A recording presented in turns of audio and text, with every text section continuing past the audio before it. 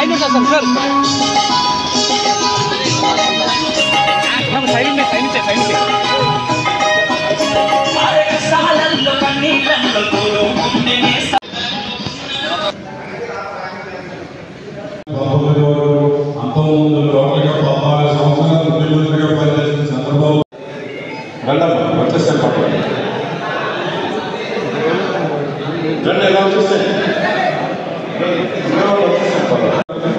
మేసాల కిరణ్ గారు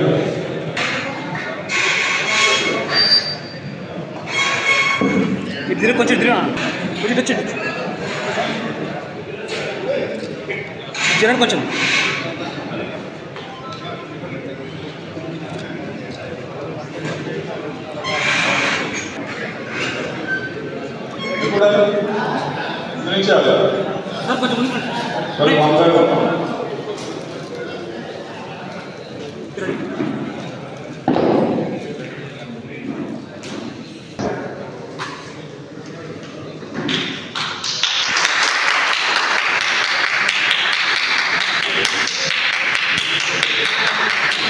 అందరూ కూడా హర్షోత్సాహాల మధ్య స్వాగతం పలకవలసిందిగా కోరుతున్నానండి.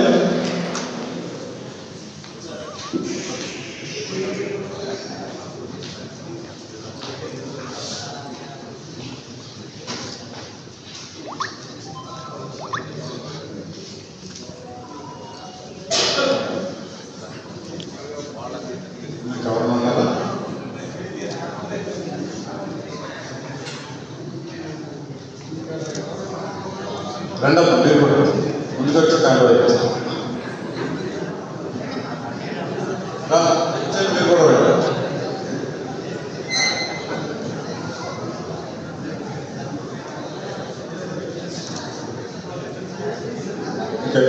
ఎవరన్నా మాట్లాడే గారు ఎవరన్నా ఫోటో తీసుకుంది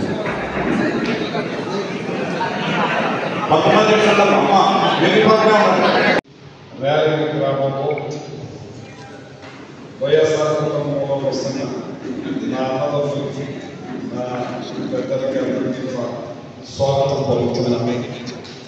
మరి ఈరోజు జగన్మోహన్ రెడ్డి గారు ముఖ్యమంత్రిగా పెద్ద ఎత్తున సంక్షేమ అభివృద్ధి కార్యక్రమాలు చేసింది జగన్మోహన్ రెడ్డి గారు. తెలుగుదేశం టైంలో 5 సంవత్సరాల్లో 12 కోట్లు చేస్తే మనం 90 కోట్లు చేశామని చెప్పి సందర్భంగా అంటే ఎంత పెద్ద ఎత్తున అవినీతి జరిగిందో ఒకసారి గమనించాలి. దాచుకో దోచుకో పంచుకో 12 కోట్లు ఎక్కడ 90 కోట్లు ఎక్కడ ఆ 12 కోట్ల అండర్గ్రౌండ్ డ్రైనేజ్ అనేసి గాలి కింద పెద్ద కోట్లలో తినేస్తే ఓ మనిషి కూడా చచ్చిపోయాడు అందులో గుర్తుందా నాకు గుర్తుంది. ఆ లేచిన అండర్గ్రౌండ్ డ్రైనేజ్ అది పోడ్చక ఒక మనిషి పట్టుకుని చనిపోయాడు. దారుణంగా తినేశారు. ఇవాళ ఈ నియోజకవర్గంలో 680 కోట్ల రూపాయలు వాళ్ళ 5 సంవత్సరాల్లో చేస్తే మనం 3,158 కోట్ల రూపాయలు చేశామని చెప్పి సందర్భంగా ఇంకా 2 సంవత్సరాల పైనే మనకి కరోనాతో అల్లాడిపోయారు. రావాల్సినంత రాలేదు. ఖర్చు మాత్రం 60,000 కోట్ల రూపాయలు ఎక్కువైపోయింది. రాబోయే రోజుల్లో మీ బిడ్డ ప్రభుత్వం ఇంకా పెద్ద ఎత్తున సంక్షేమ అభివృద్ధి చేస్తామని చెప్పి సందర్భంగా మనం ఎంత పెద్ద ఎత్తున అభివృద్ధి చేశాము. వాళ్ళు చేసిన దానికి మనం చేసిన దానికి చాలా తేడా. వాళ్ళు కరోనా టైం వాళ్ళకి కరోనా లేదు, ఓ సేఫ్ బడ్జెట్,